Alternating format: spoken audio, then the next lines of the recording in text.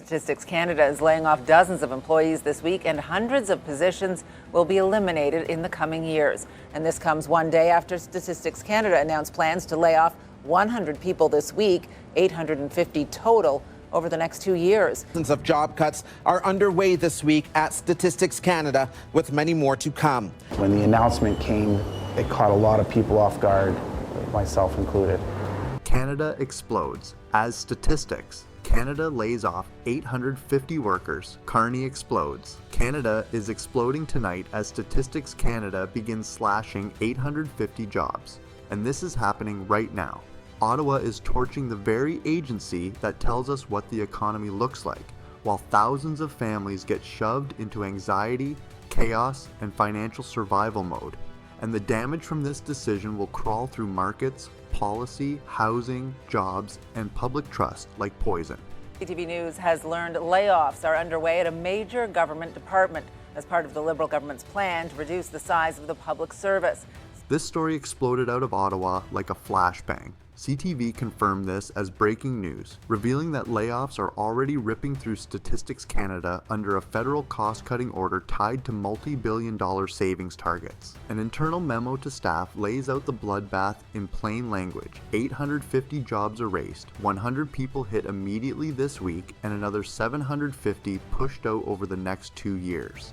The chief statistician, André Loranger, says the federal organization's workforce needs to shrink by 850 positions over the next 2 years. Of those, around 100 will be affected immediately.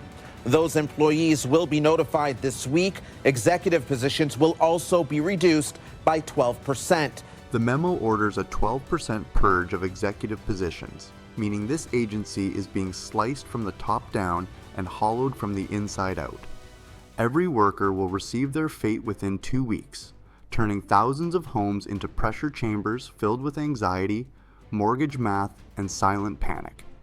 The memo was issued by the Chief Statistician of Canada himself, making this a federal-level decision, stamped, signed, and unleashed. 15 positions are planned to be eliminated. Officials say those are mostly expected to be nurses, frontline staff, and PSWs who help the 64 residents who live there. Managers have been instructed to deliver the news directly, meaning office floors have turned into holding cells where people refresh inboxes, stare at screens, and wait to see if their livelihood just vanished. Ottawa has ordered nearly every department to hunt down up to 15% in long-term savings, and Statistics Canada just became one of the first major bodies thrown onto the chopping block. The government is offering early retirement incentives and voluntary departure programs to some workers. The size of the department has grown in recent years. Instead of mass terminations that generate headlines and protests, Ottawa rolls out early retirement incentives and voluntary departure programs. They dangle buyouts in front of workers who are already terrified, already financially stretched, already wondering if staying means waiting for the axe. And all of a sudden, it's, how do I put food on the table? How do I pay my mortgage? How do I, clothe my kids? It's all of these questions, everything's coming at you at once, and you don't have any answers. People with mortgages, with kids in school, with aging parents, with medical bills, they don't wait around to find out if they're part of the 850. They take the offer and run, because uncertainty is its own form of violence. The government hits its numbers without mass firings and says, look, most of these were voluntary. But voluntary under threat is coercion with paperwork. Another 750 jobs over the next 2 years, and to reduce the number of executive positions by 12%. In order to achieve those targets, the government is notifying 3,200 employees that their job may be impacted, in hopes that many will voluntarily leave in order to reduce the number of layoffs. Right now, 3,200 people are living in limbo. They're refreshing emails. They're running financial scenarios in their heads at 2 a.m. They're Googling severance calculator and how to explain a gap in employment. They're telling their kids, we'll see, when asked about summer camp or new shoes or whether they're moving. In 2019, there were 5,400 employees under Statistics Canada. In 2025, there were more than 7,200.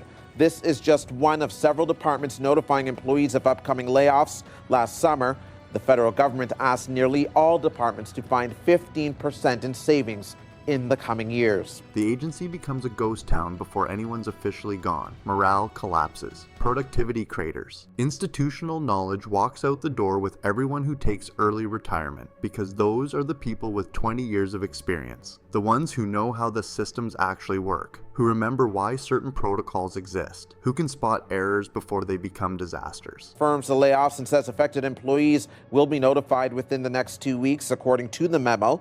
Employees who are impacted will be told by their managers, Patricia. Executive cuts sound impressive until you do the math. 12% of a thin leadership layer amounts to maybe a dozen positions, compared to 850 bodies being ripped out of the operational core that actually produces the data. The optics are designed to preempt criticism before it gains traction, giving Ottawa a shield when workers and unions start screaming about who's really paying the price. A somber mood at Statistics Canada headquarters Tuesday afternoon, one day after workers learned 850 jobs will be cut over the next 2 years. Parents lie awake at 3 a.m., running numbers, mortgage payments, car loans, credit card minimums, grocery budgets, kids' tuition, attempting to figure out how many months they can last if the termination notice arrives. Children ask why their parents seem distracted at dinner, and the honest answer can't be spoken. I might lose my job in 8 days, and we might lose the house. It's emotional time for people that are being laid off. It's emotional time for people that are bumping into another job based on their seniority, and there's feelings of guilt because then somebody else is being laid off. Statistics. Canada isn't the only target getting marked for demolition. Shared Services Canada just began issuing potential layoff notices to its workforce, and officials are refusing to disclose total numbers until the cutting process finishes. When government agencies won't release figures, it means the damage is severe enough to trigger public outrage if the scale became known early. Other federal departments are watching these cuts roll out and calculating when their turn arrives, because the 15% savings mandate applies across the entire public service. Every ministry, every crown corporation, every federal agency is now operating under the assumption that mass layoffs are coming for them next. We got a message from the chief statistician yesterday, kind of breaking down who's going to be affected in a vague way. But yeah, we're just waiting for emails and notifications. The fear spreading through the public service is doing economic damage before a single additional person gets terminated. Terrified workers stop making major purchases, delay home renovations, cancel vacations, pull back on discretionary spending, and freeze any financial decision that requires confidence in future income. Multiply that behavioral shift across thousands of federal employees and their families, and you've manufactured a localized economic contraction that will hit Ottawa's housing market, retail sector, and service industries within months. Is that service will decline. When they have less people to be able to examine that data, to secure that data, it frightens me that, how reliable is that data going to be? Statistics Canada isn't a back office administrative department that shuffles paperwork and processes forms. The agency is Canada's economic measurement engine, producing the inflation data that drives Bank of Canada interest rate decisions, the employment and unemployment figures that shape labor policy, the GDP calculations that determine whether the country is in recession or expansion, and the census data that guides infrastructure investment for the next decade. Of those 850 job cuts coming, StatsCan says 100 cuts are coming immediately. I feel it's a dark day for the public service. I think it's also a dark day for Canadians and the data that they rely on from Statistics Canada. When provincial governments build their budgets, when the Bank of Canada sets monetary policy, when major corporations decide whether to invest or contract operations, all of these decisions flow from StatsCan data. If the agency's capacity gets hollowed out, the information foundation underneath every major economic decision in the country begins degrading. The damage doesn't show up in next month's headlines. It emerges 6 months later when critical data sets get revised multiple times or key reports arrive 8 weeks behind schedule. In the meantime, workers are on standby, wondering if they'll have a job in 2 years. Waiting for those emails and waiting for those messages from our management to let us know which direction they're going. Employees inside the agency are issuing explicit warnings that workforce reductions will weaken data analysis quality, compromise data security protocols, reduce quality control oversight, and undermine the reliability of national economic statistics. One worker posed the question that should terrify policymakers. When fewer people examine and secure the data, how reliable will it be? But union leaders say the agency is relied upon for more than just key economic indicators. They might be concentrating on core data, but there's so many things that Statistics Canada does that Canadians don't see. That's very key to our future. Data doesn't validate itself. Economic models don't catch their own errors. When you lose the people who cross-reference sources, verify calculation methodologies, spot anomalies in data sets, and maintain institutional knowledge about why certain adjustments matter, you don't just sacrifice processing speed, you sacrifice accuracy. And inaccurate economic data is more dangerous than missing data because it sends the entire policy apparatus charging in wrong directions based on flawed inputs. We need to make sure that people are laid off in a fair manner. Union executives meet to make sure laid-off workers get the help they need to find new jobs. Okay. Agency leadership has stated that core mission-critical programs will be protected, particularly the headline indicators like GDP and inflation that generate media coverage. That reassurance collapses under scrutiny because StatsCan produces dozens of data sets that never make news headlines but are strategically vital for long-term economic planning. Regional employment breakdowns, sector-specific productivity measurements, detailed trade flow analysis, demographic migration patterns, housing affordability metrics across different markets. Leadership claims they're preserving essential functions. The union and frontline staff argue the government doesn't understand what's essential because they're not the ones building the data sets, maintaining the systems, or fielding calls when data users discover gaps. Workers see the foundation getting destroyed, while executives promise the visible parts will survive, and they know from experience that you can't maintain the visible outputs when the underlying capacity gets gutted. It's the whole gamut of negative emotions for people trying to figure out how to move on with their life. The atmosphere inside Statistics Canada has turned somber, according to internal reports, with workers describing the situation as a dark day for the public service and a dark day for Canadians. People refresh email inboxes compulsively, jump when managers approach their desks, and watch colleagues disappear into closed-door meetings, wondering if they're next. Getting laid off from a federal agency during a government-wide downsizing wave doesn't position someone for smooth career transitions. Workers operating under existential job threat stop engaging in the economic behaviors that drive growth. They don't buy houses, they don't upgrade cars, they don't book family vacations, they don't make any financial commitment that assumes income stability beyond the next paycheck. You know, we've almost 2,000 members have been affected at both Shared Service Canada and Statistics Canada. We don't have the details yet on exactly who they're going to cut and how deeply they're going to cut. We have heard rumors of 850 and probably 200, 300, 400 at Shared Service Canada. Union leaders have warned that these workforce cuts will directly degrade services that Canadians depend on, and the government has provided zero explanation about what specific programs or service levels will be affected. The Public Service Alliance of Canada issued a statement that translates to a simple accusation: no transparency, no planning roadmap, no accountability framework. Union representatives know exactly what's coming based on previous rounds of austerity. Data releases will slow down, survey frequencies will decrease, regional granularity will decline, error rates will increase, revision cycles will multiply, and blind spots will open up across economic sectors that currently receive monitoring. I think that it's very It's a very dark time for the public service, definitely a dark time for Canadians. We have not, it's been very, even in the messaging, Statistics Canada, I was hearing rumors that folks were trying to listen to town halls, the connections weren't good. It was very ineffective. The government's public justification for the cuts centers on workforce growth numbers.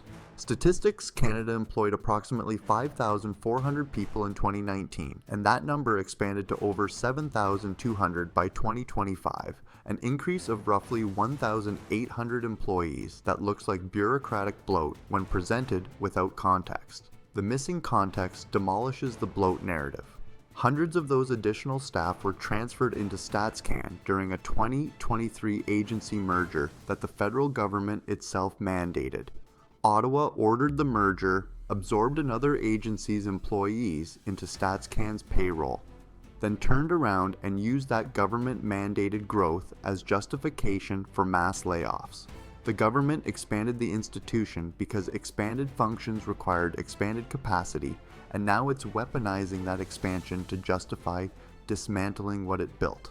Better coordination to understand, better support our members, because we want to talk about the impacts of the cuts. We're going to fight for what protections are in these collective agreements, but we also want to stand shoulder to shoulder with our members and provide the support they need in this difficult time. Cutting statistics, Canada, parallels, cutting air traffic control, weather forecasting infrastructure, or power grid monitoring. You don't witness immediate catastrophic failure, but the system begins degrading in ways that compound into disasters. Businesses delay major investment decisions when key economic indicators arrive late or undergo multiple revisions. Provincial governments misallocate resources when they're working from incomplete regional data. The second-order damage spreads through the economy like cracks through a foundation. Corporations pull back on capital expenditures because they're operating with degraded information about market conditions. Provincial infrastructure programs get mistargeted because demographic data arrives too late or with insufficient geographic detail. Federal policy gets constructed on increasingly unstable empirical ground. Statistics Canada used to be the pearl of the public service. They produce data that businesses, communities, even the public service itself uses to make important decisions, that affects Canadians. Across the board percentage based at savings targets don't generate efficiency. They produce damage in whatever areas are easiest to cut fastest with minimal immediate political backlash. Instead of systematic analysis of which functions deliver value, Ottawa issued every department a percentage reduction mandate and told them to figure out how to hit the number, which guarantees that agencies with weak political protection get sacrificed first. Statistics. Canada doesn't have a powerful lobbying apparatus. It doesn't have a vocal constituency that organizes protests or floods MP offices with calls. It produces unglamorous technical outputs that most Canadians never see directly, which makes it a perfect target for cuts that look good on budget spreadsheets while destroying institutional capacity that won't be missed until the damage has already spread through the policy infrastructure. We are aware. Like I said, we are getting notices. We have an agreement with the government. They will tell us 48 hours before they tell our members. However, it's not my job to be telling my member that they're going to be having their job affected. That's the job of the government. But we are being very proactive, and we are putting out to the media, to our members, exactly how they're going to be affected. And when we do get a notice, when they get affected, we do send them an email immediately what services we can provide to them and what supports they can get from us. Mark Carney's government is attempting to run contradictory fiscal strategies simultaneously. The Liberals have promised economic stimulus, infrastructure investment programs, and pro-growth policies on one track. On the parallel track, they're imposing 15% savings mandates across departments with no framework for prioritizing which cuts do the least damage. Maybe the failure? I failed at that. I failed at my job, but it wasn't me. I didn't fail. But you still own it as a person. I owned it. Very much I owned it, yes. Carney continues claiming fiscal discipline credentials while the federal government runs deficits in the tens of billions, which means core state capacity is being destroyed without achieving the budget balance that supposedly justifies the pain. The timing amplifies the economic damage. Business sentiment indicators are already weak. Firms are already announcing layoff plans, household spending is already contracting, and now the public sector is adding to the downturn instead of providing stabilization. The government keeps deploying the same destabilizing approach that wrecks lives because people have no time to retrain, find alternative employment, or make financial adjustments before the hammer drops.